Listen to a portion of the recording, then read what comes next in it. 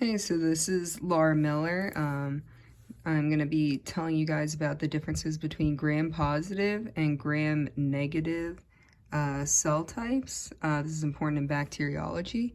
And this is important because gram-positive, gram-negative cells show up differently on gram staining, which we'll get to after I explain basically the differences in the structures between the two cells.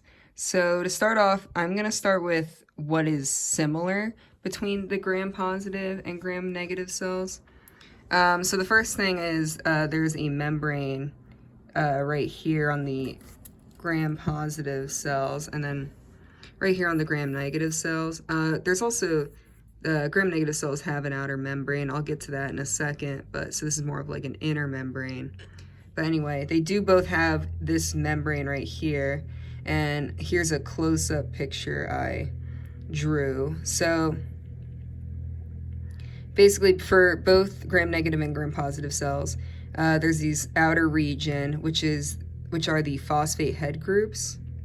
All right, and then these inner like squiggly tail-like structures that I drew here are the lipid tails. And so this outer membrane right here and this outer membrane right here, these are the hydrophilic regions. The phosphate head groups form hydrophilic regions of the membrane, which means water-loving.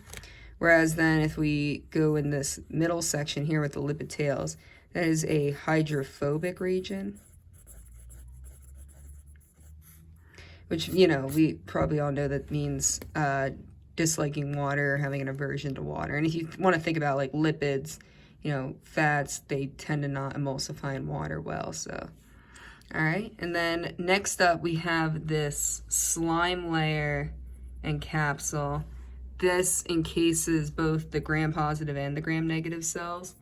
And basically the purpose of the slime layer and capsule is to help different organisms stick together, and it also helps for these cells to form biofilms.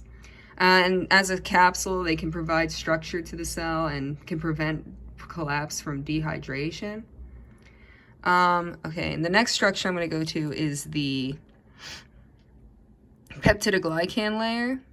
So the both gram-positive and gram-negative cells, you can see from this rectangle I drew with diagonal lines, they both have this peptidoglycan layer. But as you can see from the gram-positive cell, the gram-positive cell has a much thicker layer of peptidoglycan compared to the gram-negative cell. And the peptidoglycan layer basically acts as the basic unit of the cell wall and in bacteria, and prevents the osmotic lysis, basically like kind of disruption of the cell, like eruption of the cell through water rushing into the cell. All right, and then next up, we're going to talk about that the gram-negative, this is going into more of the differences between them now. The gram-negative has this outer membrane, which it consists of the same like phosphate head groups and lipid tails that the other membrane has. I just drew it to save room. But as you can see here, the gram-positive does not have an outer membrane. It is missing that outer membrane. All right, and then the next thing we're going to get into is the periplasmic space. So I'm going to draw it so it's easier to understand.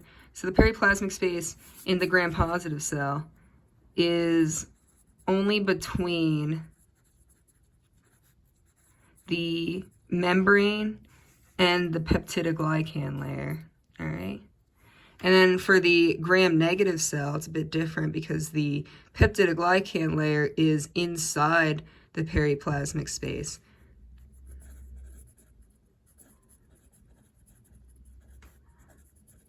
All right?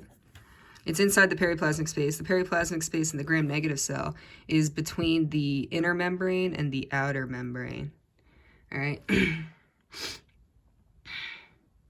So this is important. We'll get into another video, but basically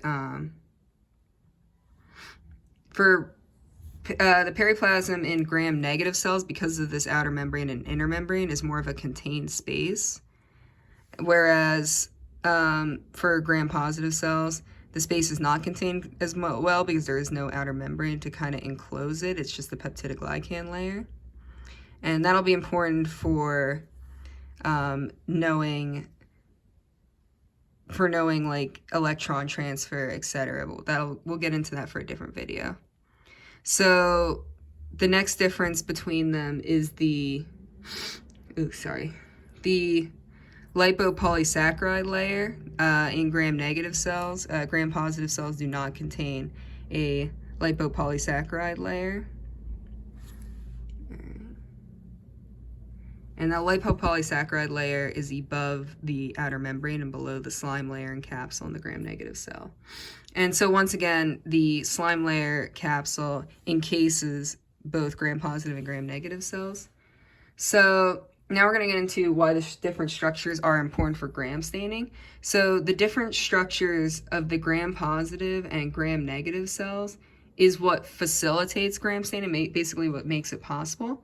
So for gram staining, you use something called crystal violet because it binds to specifically the peptidoglycan layers of the cells.